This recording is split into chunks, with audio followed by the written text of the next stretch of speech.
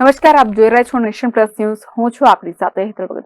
સામાન્ય રીતે પ્રાર્થના શાળા કોલેજમાં થતી હોય છે, પરંતુ નર્મદાની એકમાત્ર જિલ્લા પંચાયતની આરોગ્ય વિભાગની કચેરીમાં છેલ્લા 6 મહિનાથી નિયમિત સવારે નિરામયની સમૂહ પ્રાર્થના થાય છે.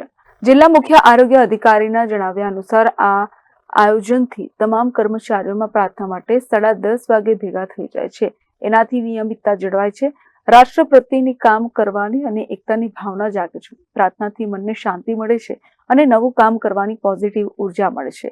આના પોઝિટિવ પરિણામો આવ્યા હોવાનું જણાવ્યું છે. ખાસ કરીને કર્મચારીઓ અધિકારીઓમાં સંઘ ભાવના, નિયમિતતા જોવા મળે છે. કચેરીમાં કર્મચારી વચ્ચેના સંબંધો સુદૃઢ બન્યા છે.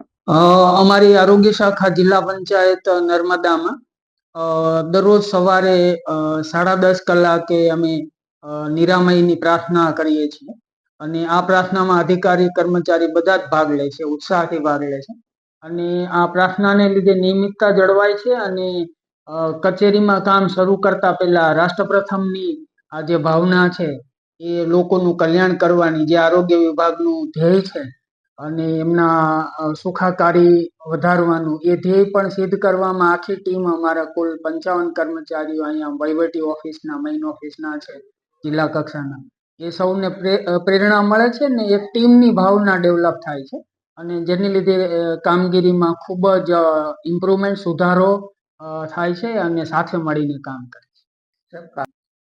કચેરીમાં કર્મચારીઓ વચ્ચેના જે સંબંધો છે એ ખૂબ જ સુદૃઢ બન્યા છે અને એકબીજાની ગેરહાજરીમાં ઘણી વખત સંજોગો સાથે એકબીજાનું કામ લોકો ઉત્સાહથી કરી લે છે અને મદદ કરવાની ભાવના વિકસિત થાય છે. જે સંઘ ભાવના છે, દેશ પહેલો અને સંઘ ભાવના, એ બંને વિકસિત થાય છે.